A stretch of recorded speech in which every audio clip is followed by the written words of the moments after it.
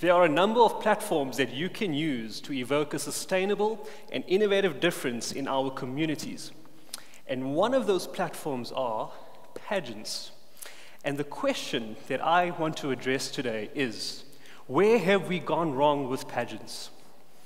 And so I'm going to address this using 4 keywords, but using the letter C. And the first C word is colonization. And that spanned for about 200 years or so, between the 16th and the 18th century. And why is this important? Because the very first pageant that had taken place was in 1839, where a lady was crowned as the Queen of Beauty. And thereafter, the pageant spread across the world and outside of Britain. And the very first pageant that had started officially was Miss America in 1921. And that's the longest standing pageant till today. But thereafter, there was an influence that colonization spread to the rest of the world. And that was money, power, and status. And so the second C word is capitalism.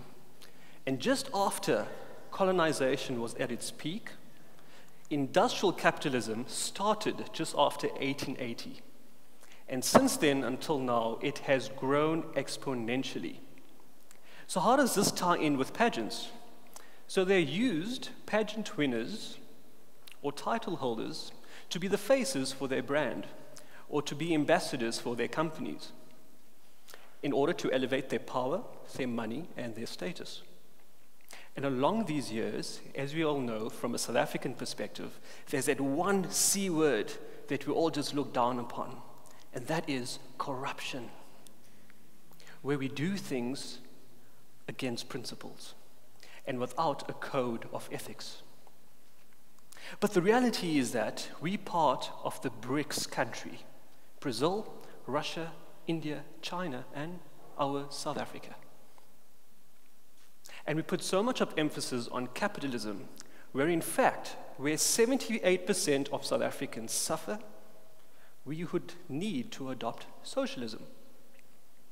And the reality is that capitalism is trying to mirror socialism in socialist country. It's like trying to take a cucumber and embed it out of a banana. And it's simply impossible. And so the last key word, the one thing that has been vastly neglected, is our community. And so what has been done is that things have been taken away from the community, where what it should have happened was that we were supposed to be plugging it into the communities. Until today, a vast minority is doing so. So I started to use the platform of pageants in order to make a difference within South Africa. And exactly a year ago, on the 24th of November 2016, I was humbled to have won this prestigious title. But there's something that you don't know. I'm not the shortest person in the world, but I am the shortest Mr. South Africa in history. Coming in at 1.72 meters. And more controversially, I'm the first Muslim Mr. South Africa, and probably one of the very few Muslim pageant title holders in the world. And so when someone asks you what a Mr. South Africa should look like, I'm guessing the first thing that a lot of you are thinking about is six-pack abs, eye candy, or being aesthetically good-looking. In my case, that wasn't the case. That was me on the final night. And so, if I wanted to mount this campaign successfully, what was I going to do if I had nothing to show? And I knew that it was going to come down to 3 things. To maintain my heart for the community, to always be authentic and remain true to myself, because whenever you try and be someone that you're not, it's a recipe for disaster. And lastly, it was about brawn, and using my education as a background in order to help on that evening. And so that for me was the recipe of HAB. But I realized I wasn't the only one. And so I needed 2 additional X factors. And so on the questions on the evening, it was I for intellect, and the last one was B for bold. And that's when I knew I was being true to myself. And so during my reign as Mr. South Africa, there's been perceptions from the media, and some of the publications that were portrayed was Mr. SA is changing the face of pageants, or pageant winner breaks stereotypes. And you know what? It was never my aim to do such things. My aim was to make a difference and to use the platform. And through being myself and being authentic, most of the public saw this as out of the ordinary, said, this is not normal. And so they formed their own titles for the articles and labeled it as Breaking Pageant Stereotypes, hence the title of my talk today. And so, for conventional pageants back in the day, out of a group of, say, 10 people, only about 2 to 4 guys or young gentlemen would be able to enter a pageant, either because they had the height, they had the muscles, or they were aesthetically good looking. But during my reign, fortunately, I have now opened that door. I have now opened the spectrum to a wider range of men, to a wider range of women, in order to enter pageants and say, you don't have to have the height in order to enter, nor do you have to have any type of swimwear modeling experience or enter any type of pageants before that. And so opening up the door to a wide array of people to enter is critical.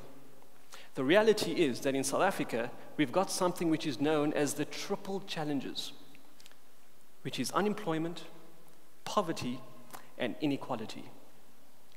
And so we can invite a lot more people with so much talent and skills out there to try and address these crucial challenges that we face on a daily basis. And so there are 3 pageant lessons that I want to share with you. And the first one is the irony of age. As you go through one's lifespan, there are only 3 assets that you will have, but never at the same time. So as a child or as a young adult, most would have energy and time, but no money. As an adult, most would have energy and some money, but no time because we are too busy. And as an elderly person, most would have time and money, but no energy. And so you're always going through your lifespan having 1 or 2 out of the 3 or nothing. So make sure you know where you're putting in your time, your energy, and your money every single day. Second lesson is that in any facet of your life, people will criticize and underestimate your potential. But it is your responsibility to prove them wrong and to show them what you are capable of. And lastly, the third thing that I've learned is that there is no problem in trying to look beautiful. The problem is, however, that we make beauty, or beauty with a purpose, our first preference, and it shouldn't be. Because as a South African nation, we need to remain cognizant of the triple challenges that we faced. And therefore, we need to strive to be a well-rounded individual, not necessarily putting beauty first, but putting the hearts of our nation first instead. And so during my reign as Mr. South Africa, I embarked on a campaign called 365 Days of Heart, where every day I do a random act of kindness, a charity initiative, or even some inspirational bites or motivation for the youth and for South Africa and for society. I remain unapologetic for setting a new precedent within the pageant industry. There are a number of platforms out there. Ask yourself, which platform are you going to use to make a difference in our beautiful country?